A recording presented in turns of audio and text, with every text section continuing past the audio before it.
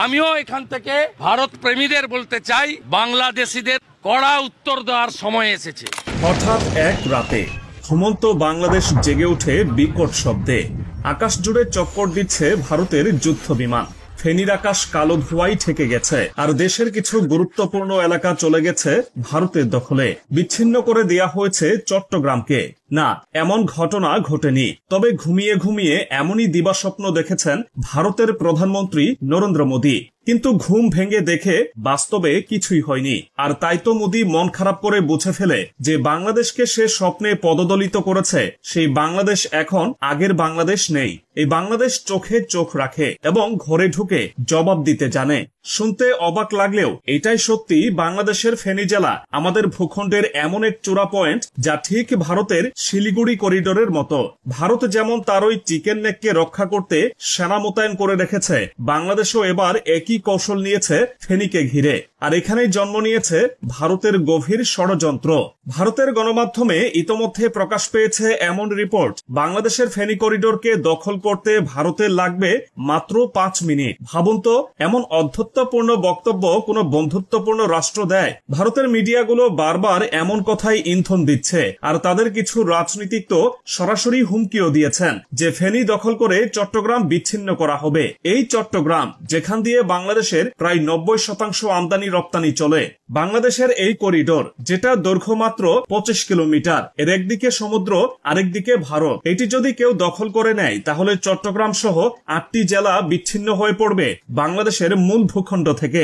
এমন ভয়াবহ ঝুঁকির মধ্যেও সরকার দীর্ঘদিন ধরে নীরব তো থেকেছে, বরং ফেনীর মতো স্পর্শকাতর এলাকাকে ইকোনমিক জোনের নামে ভারতকে উপহার দিয়েছে 900 একর জমি। এটা কি সাধারণ কোনো সিদ্ধান্ত ছিল?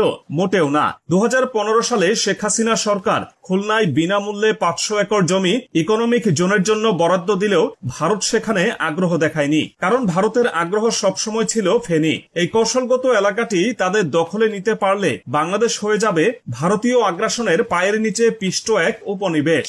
এই পরিস্থিতির গভীরতা বুঝে অবশেষে দেশের মানুষ একক কণ্ঠে ফেনীতে সামরিক ঘাঁটি নির্মাণের দাবি তোলে। কারণ স্পষ্ট, যদি ভারত দখলের পরিকল্পনা করে, তবে তা ঠেকানোর মতো প্রস্তুতি আমাদের থাকতে হবে। আর এবার অন্তর্বর্তীকালীন সরকারের প্রধান উপদেষ্টা ডক্টর মোহাম্মদ ইউনূস এই দাবি বিবেচনায় নিয়ে সেনাবাহিনীকে নিজস্ব অবস্থানে প্রস্তুত থাকার নির্দেশ দিয়েছেন। অথচ এই সিদ্ধান্তের পেছনে আছে দীর্ঘ প্রতারণার ইতিহাস। 2002 সালে তৎকালীন প্রধানমন্ত্রী খালেদা জিয়া ফেনীতে সেনানিবাস স্থাপনের প্রস্তাব দিয়েছিলেন, কিন্তু রাজনৈতিক পট পরিবর্তনের কারণে সেই প্রস্তাব ফাইলেই পড়েছিল। এরপর 2015 সালে শেখ হাসিনা সরকার ভারতকে আবার ফ্রি জমি দিয়ে সুযোগ করে দেওয়া হয় সেখানে নিজেদের কৌশলগত প্রভাব বিস্তারের। তখন বাংলাদেশ সেনাবাহিনীর কিছু অফিসার এর বিরোধিতা করলেও হাসিনা ভারতের চাপের কাছে নতি স্বীকার করে।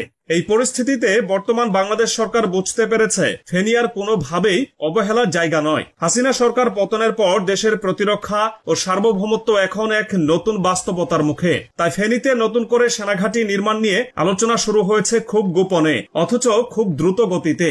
প্রিয় দর্শক, আপনারা বুঝতেই পারছেন ফেনী কেবল একটি সীমান্ত জেলা নয়, বরং এটি এখন বাংলাদেশ ও ভারতের মধ্যকার ভৌগোলিক চাপের এক অত্যন্ত সংবেদনশীল কেন্দ্রবিন্দু। ভারত যেভাবে চিকেন নেকে দুর্বলতা কাটাতে চায়, বাংলাদেশও সেভাবে তার নিরাপত্তা বলয় তৈরি করছে। আর তাই ভারত যদি ফেনী ঘিরে তার পুরনো স্বপ্ন বাস্তবায়নের চেষ্টা চালায়, তবে বাংলাদেশের প্রতিরক্ষা বাহিনী তা মোকাবেলায় প্রস্তুত আছে কিনা সেটাই এখন মূল পরীক্ষা।